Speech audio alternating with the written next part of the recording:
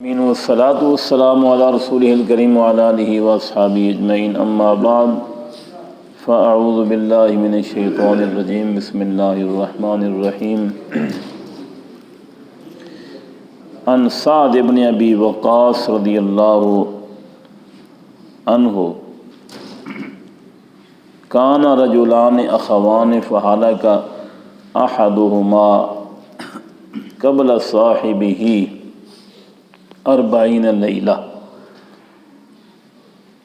فذکرت فضیلۃ الاول عند رسول اللہ صلی اللہ علیہ وسلم۔ حضرت سعد بن ابی وقاص رضی اللہ عنہ روایت کرتے ہیں کہ دو بھائی تھے نبی کریم علیہ الصلوۃ والسلام کے صحابی، ان میں سے ایک کا دوسرے سے 40 راتیں پہلے وصال ہو گیا۔ دو بھائی تھے نبی کریم علیہ الصلوۃ والسلام کے صحابی، ان میں سے ایک بھائی کا 40 دن پہلے وصال ہو گیا اور دوسرے کا 40 دن کے بعد وصال ہوا۔ تو پہلے کی فضیلت کو نبی کریم علیہ الصلوۃ والسلام کی بارگاہ میں ذکر کیا گیا۔ جو پہلے فوت ہوا تھا نا، یہ ترجمہ اور مفہوم اکٹھا بیان کر رہا ہوں، جو پہلے فوت ہوا تھا 40 دن پہلے، اس کی فضیلت بیان کی گئی نبی کریم علیہ الصلوۃ والسلام کی بارگاہ میں۔ تو قال رسول اللہ صلی اللہ علیہ وسلم ایکن الآخر مسلما، آپ نے فرمایا کہ دوسرا مسلمان نہیں تھا۔ غور کرنا ہے آپ نے، اگر پہلے کی فضیلت بیان کی گئی تھی اس میں کیا حرج تھا، لیکن آپ نے فرمایا کہ کیا دوسرا مسلمان نہیں تھا؟ صحابہ کرام سے آپ نے پوچھا، قالوا بلا وکان لا باس بہ، عرض کیا گیا یا رسول اللہ وہ بالکل مسلمان تھا، اس کے اندر کوئی کسی قسم کی ایسی ویسی بات نہیں تھی۔ تو نبی کریم علیہ الصلوۃ والسلام نے فرمایا ما یدریکم ما بلست بہ صلاتہ، تمہیں نہیں پتہ کہ اس کی نماز نے، یعنی دوسرے کی نماز نے اس کو کہاں تک پہنچا دیا ہے۔ آ جا کے بات وہیں پہ ختم ہوگی، وہ نقطہ آپ نے یاد رکھنا ہے۔ تمہیں نہیں معلوم کہ اس کی نماز نے اس کو کہاں تک پہنچا دیا ہے۔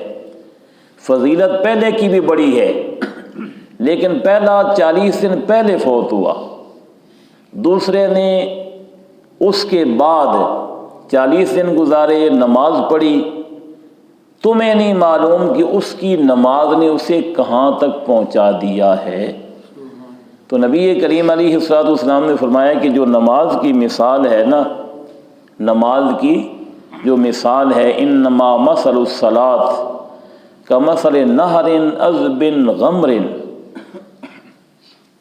جو مثال ہے نا نماز کی، وہ ایک عمدہ پانی والی نہر کی مثال ہے، جو تم میں سے کسی ایک کے دروازے پر جاری ہو، اچھے پانی والی نہر تم میں سے کسی ایک کے دروازے پر جاری ہو، یقتحم کل مرات یقتحم احدکم 5 مرات، تم میں سے کوئی جو ہے نا اس میں 5 مرتبہ دن میں 5 مرتبہ غوطہ لگائے، تو فما ترون بعد ذالک یبقى من درنہ، تم اس کے جسم پر کوئی میل کچیل دیکھو گے؟ کوئی میل کچیل نہیں ہوگی۔